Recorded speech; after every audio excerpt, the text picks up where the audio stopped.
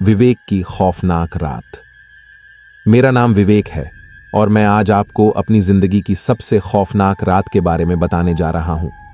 ये उस वक्त की बात है जब मैं और मेरे 3 दोस्त राहुल, सौरभ और अमित उत्तराखंड के एक छोटे से पहाड़ी गांव में ट्रैकिंग के लिए गए थे।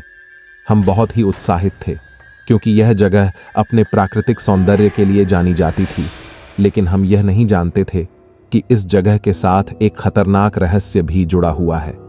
हमारा सफर काफी मजेदार था और दिन भर की ट्रैकिंग के बाद हमने एक पुराने गेस्ट हाउस में रुकने का फैसला किया।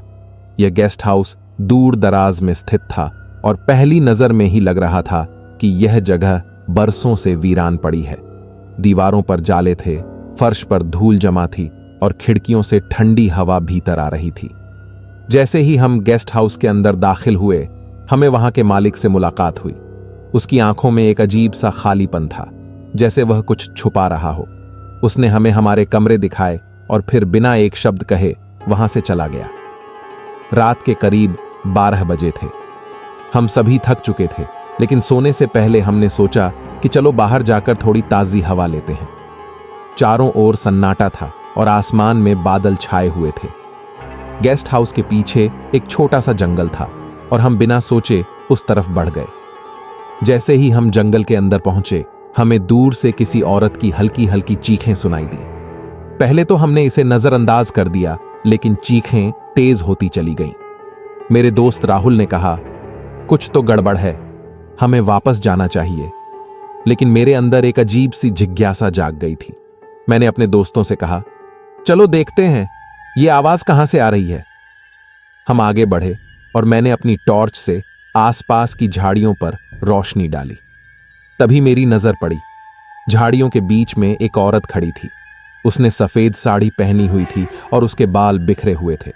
सबसे डरावनी बात यह थी कि उसकी आंखें बिल्कुल सफेद थीं, जैसे उनमें कोई जान ही ना हो। वह औरत हमें देख रही थी, लेकिन एक शब्द भी नहीं बोला। मैं समझ ही नहीं पा रहा था कि यह सब क्या हो रहा है। तभी अचानक वह हमारी तरफ दौड़ पड़ी।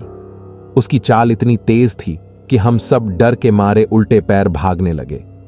हमारे दिल की धड़कनें तेज हो गईं और हमारी सांसें थमने लगीं। जैसे तैसे हम गेस्ट हाउस के पास पहुंचे, लेकिन जैसे ही मैं दरवाजे तक पहुंचा, मुझे महसूस हुआ कि मेरे पैरों में कुछ भारीपन है। मैंने नीचे देखा और मेरी रूह कांप गई। वही औरत मेरे पैरों को पकड़े हुए थी। उसके हाथ बर्फ जैसे ठंडे थे और उसकी पकड़ इतनी मजबूत थी कि मैं हिल भी नहीं पा रहा था। मैं चीखने की कोशिश कर रहा था, लेकिन मेरी आवाज जैसे गले में अटक गई थी। मेरे दोस्त चिल्ला रहे थे, लेकिन डर के मारे उनकी हालत भी पतली हो गई थी। सौरभ ने हिम्मत दिखाई और मेरे हाथ को खींचा। किसी तरह हमने उस औरत की पकड़ से खुद को छुड़ाया और गेस्ट हाउस के अंदर भाग गए। हमने दरवाजा बंद किया और एक पल के लिए भी सांस नहीं ली। रात भर हम अंदर बंद रहे।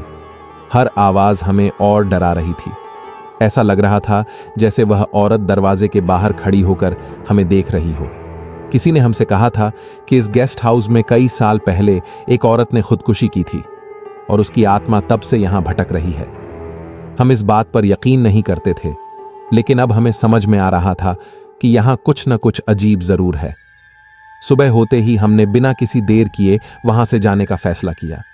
हम गेस्ट हाउस के मालिक से मिले और उसे इस घटना के बारे में बताया। वह हमें बस देखता रहा, कुछ नहीं बोला। उसकी आंखों में वही खालीपन था, जैसे वह जानता हो कि हम क्या झेल चुके हैं। गांव वालों से बात करने पर हमें पता चला कि यहां रात में कोई नहीं रुकता, क्योंकि जो भी रुकता है उसके साथ कुछ न कुछ अनहोनी होती है।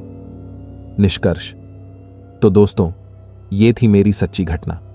अगर आपको यह कहानी पसंद आई हो और आप और भी ऐसी डरावनी कहानियां सुनना चाहते हैं, तो हमारे चैनल को सब्सक्राइब करें। कौन जानता है, अगली कहानी आपके शहर से हो सकती है। धन्यवाद।